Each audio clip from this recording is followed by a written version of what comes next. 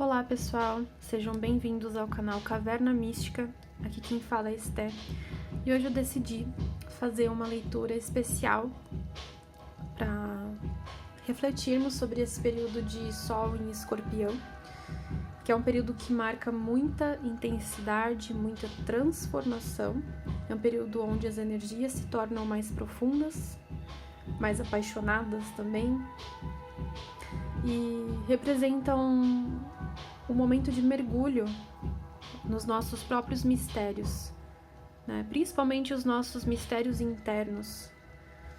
Então, durante esse período, as emoções ficam mais intensas, é natural que a gente seja convidado a trabalhar assuntos que estão sendo remexidos e a nossa intuição seja convocada para ficar mais aguçada, para a gente desenvolver mais ela, né? É um período que a gente é chamado de fato a confrontar muitos medos, muitas inseguranças e se conectar com a profundeza da nossa alma.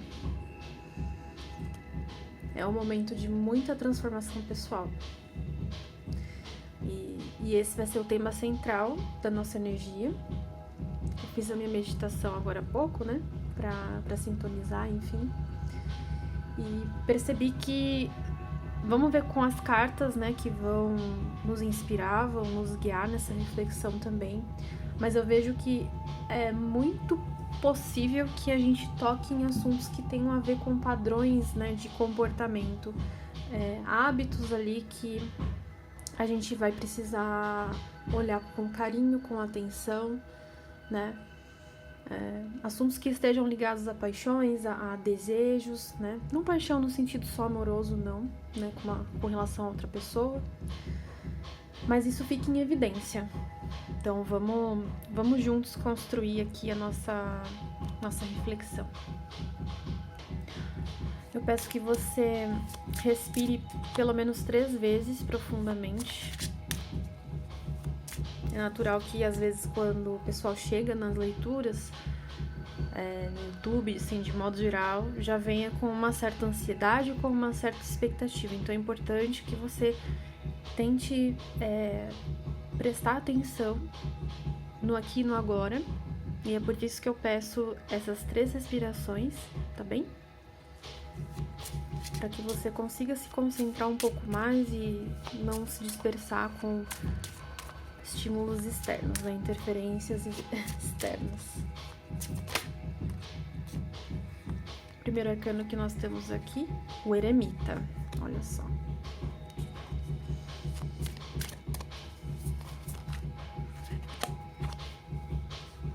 O Julgamento.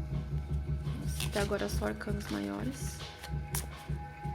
Não significa que os arcanos maiores não são, que assim, são mais importantes, na verdade, que os menores. Mas geralmente, quando a gente aplica esse olhar de arcanos maiores saindo mais, abrindo a leitura, né, enfim, a gente tem uma tendência de ver que isso daqui representa já grandes passagens, grandes momentos que provavelmente vocês vão lembrar por mais tempo, situações que evocam mais memórias do que aconteceu, que chamam o teu olhar pro agora, né?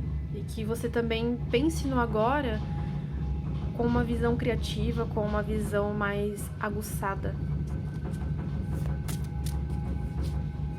Provavelmente vocês vão escutar alguns barulhos por aqui no vídeo, mas vamos dar sequência. 9 de copas. Tá bem, pessoal. Bom, aqui com o Eremita, eu já vejo que a gente não tá só em um momento coletivo que fala sobre isolamento, não é sobre isso exatamente. Mas é mostrar, por vezes, para alguma versão de nós mesmos, que a gente já tomou decisões sábias e a gente consegue tomar elas novamente se caso for necessário, né? E pode ser, de fato, que para isso a gente precise se retirar de alguma situação, né, desse mundo exterior, digamos assim, para a gente conseguir acessar essa sabedoria interna em primeiro lugar, para depois a manifestação chegar no mundo externo, né, na nossa realidade. Mas aqui eu vejo que é mais sobre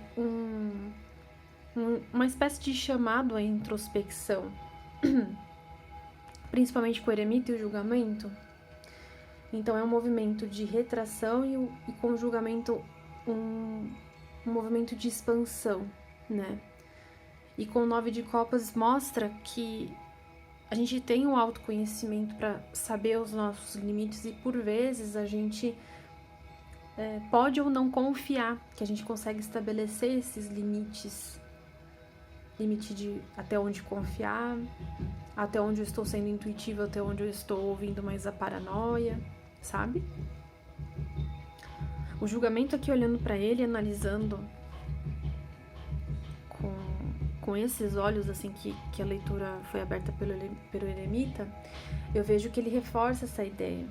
Ele indica que é hora de acordar. Mas assim, não é hora só de acordar pro que verdadeiramente importa para nós, né? No sentido de propósito e tudo mais. Mas é a hora de acordar para essa questão de autoconsciência, de reconhecimento de possíveis erros, possíveis medos, que já são conhecidos, mas pode ser que aqui a gente não ligue muito. Pode ser que a gente esteja numa posição meio de só aproveitar a parte boa da situação. Esse 9 de copas aqui, ele é bem curioso, né? Bem diferente da representação, né? No caso, a arte, bem diferente das tradicionais. Mas a gente vê que é importante a parte de autoconsciência aqui também com esse 9 de copas, né? Então é como se aqui a gente tivesse esse exercício pleno de poder escolher o caminho que a gente quer seguir para criar nossa realidade, né? E como se a gente também estivesse sendo alertado com relação a essa realização desse desejo, né? Dessa paixão, enfim, porque por mais que a gente concretize, a gente precisa entender os nossos próprios limites, às vezes, do corpo físico, né, do campo emocional, o que está sendo colocado em jogo para que essa realização venha, né? Será que esse realmente é o caminho da realização que você está imaginando? Ou às vezes você está absorvendo essa realização mais do meio externo, né? Não é à toa que nós estamos nessa temporada de Sol em Escorpião, que vai ser importante a gente estar ciente de que é um desafio no sentido de ter muita intensidade nas nossas ações, né? Então, com isso também reflete a intensidade no campo emocional, que pode ser algo excessivo até, né? Como se fosse uma obsessão, uma fixação, entende? Então, é assim, nossa, eu tenho medo de perder o controle aqui, eu tô enxergando um obstáculo, mas aí quando rompe com essa resistência, rompe com esse obstáculo, também fica fixado naquilo, né? Às vezes pode não lidar bem com um tipo de nova mudança que é necessário, um ajuste, né? Então, por isso que é importante lembrar que Sol em Escorpião vai convidar todos nós, né, a estarmos abertos às transformações e crescimento, mesmo que isso nos custe algumas coisas, né? Essas coisas aqui que eu tô colocando nesse campo do desconhecido, é porque de fato é desconhecido. Quando a gente cada vez mais aprofunda nas nossas camadas internas, é como se a gente